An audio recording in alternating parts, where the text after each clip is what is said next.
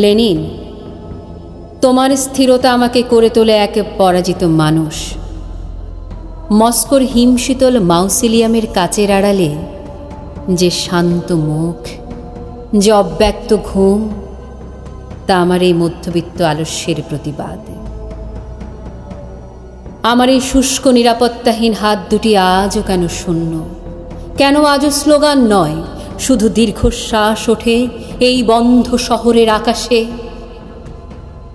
আমার জন্মভূমি জুড়ে জমে থাকা আবর্জনা, আর আমার জিও ভাই কেবল ক্লান্তি ও অক্ষমতার স্বাদ। আমিও তো জানতাম কবে নিতে হবে মশাল, কখন ভাঙতে হবে প্রাচীর, কোথায় জমা আছে বিপ্লবের বীজ ও আগ্নেয়গিরির ভাষা। আমারও তো কথা ছিল নেভার তীরে তোমার পাশে দাঁড়াবার, ইতিহাস গড়ার সেই কঠিন ভোরে। কিন্তু আমাকে গ্রাস করেছে সময়ের ভয়। এতকাল আমি সয়েছি অপমানের বিষ, তবু ভেতরে ভেতরে আমি তৈরি করেছি এক গোপন মানচিত্র। আমি হার মানিনি, শুধু অপেক্ষায় ছিলাম। ফাঁকা বাসের জানলায়, মেঘের ছায়ায়, প্রতিটি বৃক্ষের শেকড়ের কাছে আমি আমার শপথ রেখেছি, আমি ফিরে আসবই, আমি সমস্ত মিথ্যার প্রতিশোধ নেব।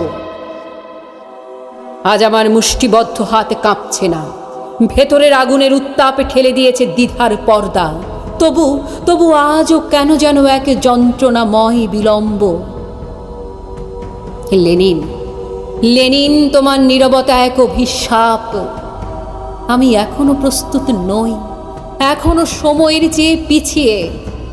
আমার যাত্রা শুরু হয়নি, আমি এখনো আলো আধারের পথে দাঁড়িয়ে, আর তোমার সেই ঘুম আমাকে প্রতি মুহূর্তে লাঞ্ছিত করে যায়।